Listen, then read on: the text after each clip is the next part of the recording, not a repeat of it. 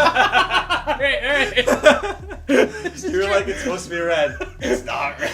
This is Trivial Punk. This is Boris the Olympic. And we're playing Stealth Bastard Deluxe. Alright, full disclosure, we almost did it again. We did all of 4. We did all of level 4. And we didn't fucking record any of it. We have audio only. We have audio only, so if you want that audio, we can upload it someday. But Post in the comments. It's horrendous. It's a really bad take. Yeah, so. no, it's terrible. And so we played through all of it, and we're like, oh shit, we missed it. And so we're gonna play through it again, but this time we can use different suits. So we're gonna use the camo suit. But the thing is we almost did it again. Yep.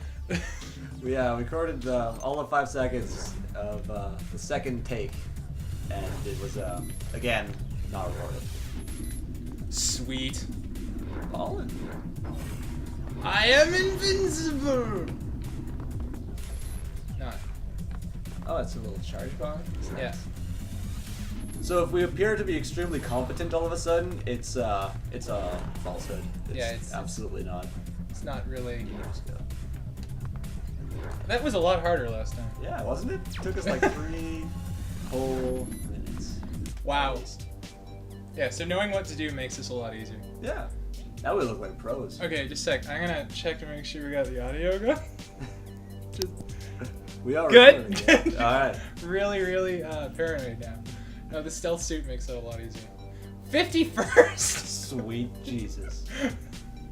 All right. So yeah, that like great. Oh, we unlocked another suit, holographic decoy. So I guess as you beat the levels with different suits, you get new suits. So I guess this will be camo suit run of World 4. Just get easier and easier, I guess. Yeah, this will be camo suit run. So you want to start us off? It was your thing last time. Right. So we were having a conversation that was too good to lose about the game journalisms. The game journalisms. And we were talking about a statement made by Ubisoft by Tony Key at a conference that he did a little while ago. The article's up on IGN if you want to go find the source of it. You didn't hack any of those panels. No, this is Teleport Hell. I'm remembering where I'm going. Okay. But yes, Tony Key was talking about Ubisoft, and they were talking about the potential for a sequel for Watch Dogs. Was it for Watch Dogs or was it Last of Us? It's Watch Dogs. Last of Us. Watch Dogs, yes. Sequel for Watch Dogs, and the response was absolutely, we don't even make solo games anymore unless they can be turned into a franchise. The costs are too high. It's the gist of it. It's paraphrasing here. But yes, basically Ubisoft has gone on record saying that if the game cannot have sequels, they will not make the game. It doesn't interest them. Which I find completely ridiculous, because some games can tell a self-contained story, and they're just not interested in doing that anymore. Yeah, what were the actual like the reasons? It was like right, franchises and etc. I have the exact quote open over here. I should probably talk at the microphone instead of just at the computer screen over here. You know, whatever works. I have the exact quote open. He's asked whether or not there would be a sequel, and he responded, absolutely, that's what all our games are about. We won't even start if we don't think we can build a franchise out of it. There's no more fire and forget, it's too expensive. So his reasoning is that you can't have a game by itself, it's too much money. So basically the argument is that when you make a sequel to a game, you can reuse a lot of the assets, you can count on people to buy it because they've played the original one, either at launch or they picked it up at a later date and they got into the series. You can just count on a lot higher revenues because the costs are down and the profits are up. The reasoning behind that implies that if you have a single game by itself, it's just too expensive to develop. That's not a fact. That's because they don't know how to budget a game. Yeah, guys, you don't have to spend all of your money when you develop it. Like you can spend less money. You can make really good games. This led us into talking about fuck me. Oh, hey, never mind. Well done. That took way less time than last time. Yeah, I guess it's because of the stealth suit. I will attribute it to the stealth suit. Why not? You were never spotted. There you go. Yes. We were talking about how it helps. Like you don't have to spend all of your money when you make a game. And this got us talking about survival horror games too. Like indie games are making huge returns because they're not spending a bajillion dollars a game, and you don't have to too. AAA studios. The stealth suit doesn't help you against spikes, I guess. No, actually, the stealth suit's helpful, Not but so. it's not Not for everything. Can you go through lasers with it on? Does it like bend light? I don't want to find it. Okay. But yes, we talked about just like all of the good survival horror games that have come out in the last while. Like 2 years. Have at all least. been indie games, with like 1 or 2 notable exceptions. Like, because the mechanics are what they're depending on for Yeah. a good survival horror game. That's how you create engagement in a game. It's not... And you don't need a huge budget. You don't need to reinvent the wheel on that. Despite the fact that some people will tell you they want you to reinvent the wheel every single time you make a game. Well, people will tell you all sorts of things. It doesn't mean that's what they want. It's true. It's a lot of actually really interesting research into what people will tell you as opposed to what they actually want. You know, that's actually a big part of game development is figuring out what people mean when they... Wow, this is a lot easier. When they say something. You know? That was like a solid 10 minutes last time. You guys, That was like 10 minutes of me stumbling over a sentence. you guys don't know how lucky you are. Yeah, you're really lucky we fucked up. But yeah, whatever we were saying, I agree. Hey, you can use fucking decoys too? Let me try a decoy. I don't know what it does. I think you could chuck it. Maybe I should have, like, read what it said. Try down X. Oh, you picked it up.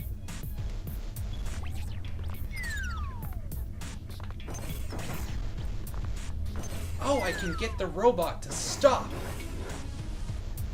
Motherfucker. You wanted to stop there? No. I forgot. You shot at the decoy and killed you. That was perfect. Alright, so we got this advantage, let's use it.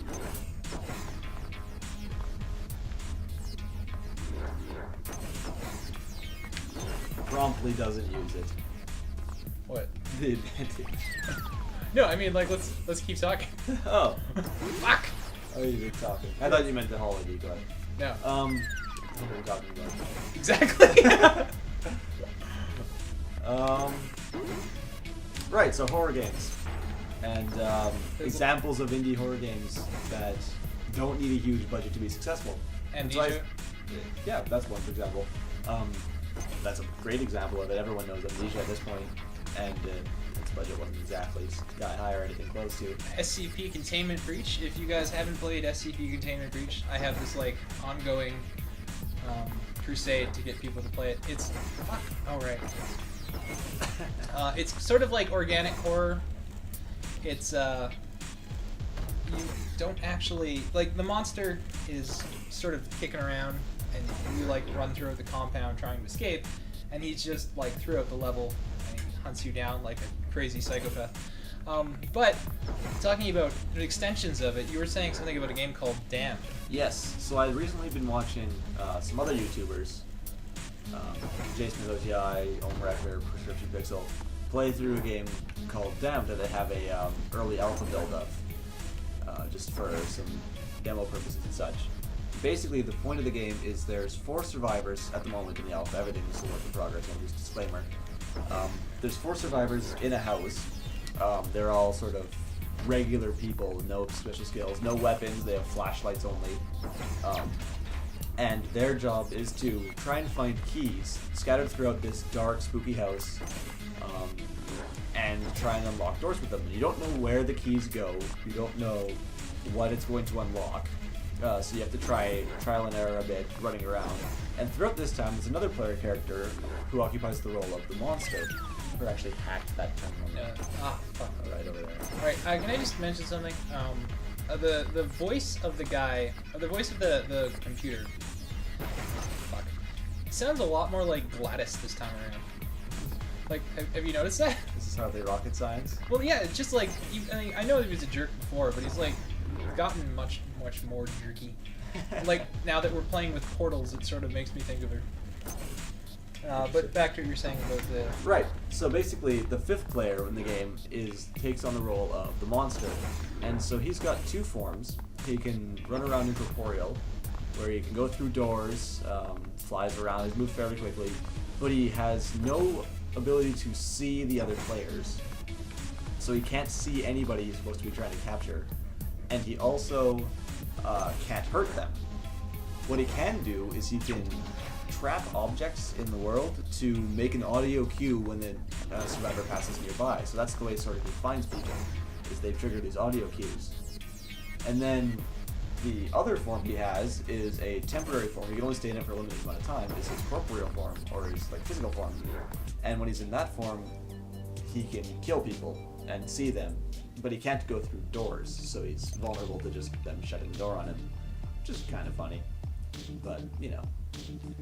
And the whole horror of the game comes from situations where the player character skillfully manages to box in players or manages to jump them at opportune times. So it's all completely organic in that it's all player driven.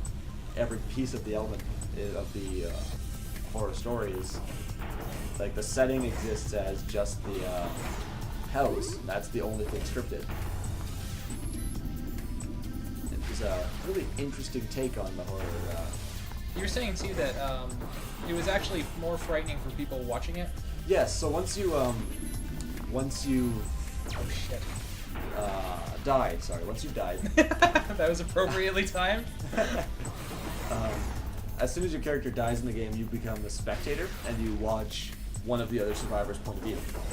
And I was watching this stream with 3 or 4 people in a Skype call, all chatting with each other while this is going on. And it appeared to be it was a lot more scary for everyone else in the call who wasn't currently playing but was spectating than it was for people who were actually like running around trying to avoid the monster, because they had no control over what was going on. They were just passive observers and they were sort of powerless in the situation, which was really interesting.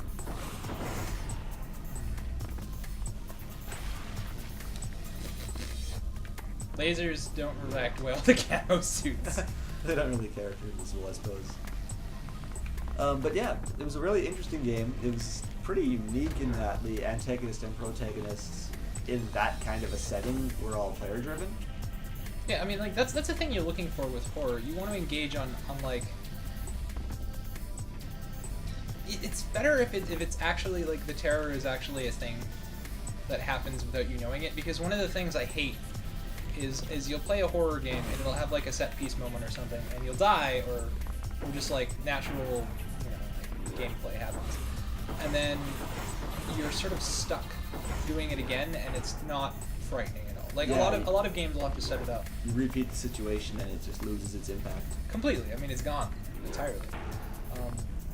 And part of that, a lot of developers will try to work around that, and a lot of the ways they'll do it is by making a game easier,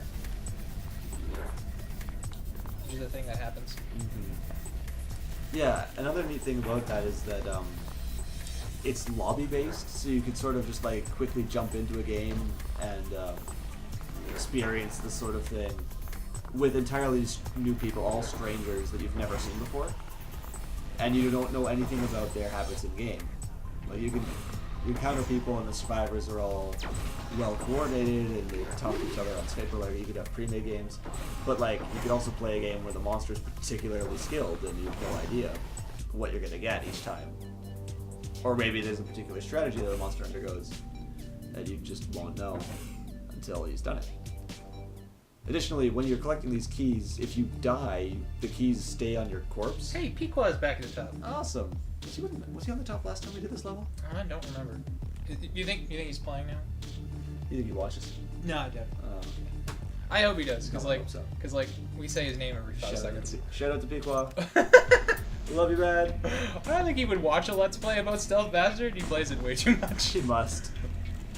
If he doesn't, I'm very sad. He's a lot better at it than we are. He was on a tangent, I can't remember it now. You were talking about the keys on the corpses. Right. So yes, the keys stay on the corpse. The monster doesn't really know if a person has keys or not. It can't search the body or anything. But if you particularly need a key and you can't find them on the level anymore, your only option is to scavenge your dead friends. And the monster might just be hanging out there. You have no idea. I've done that before when I lost my keys. Yeah, it's happens. You know, you're like, I can't get in my fucking house. I wonder if my dead friend's corpse has those keys. Almost invariably it does. It's true though. It actually is true. I mean, a lot of the times when you lose something, you can find it on your deathbed. Remember what you're doing here. Yes, that's right. I remember getting squashed by that motherfucker, which is why I got out of the way. I can't help but notice the camo suit isn't particularly a star player and the portable world.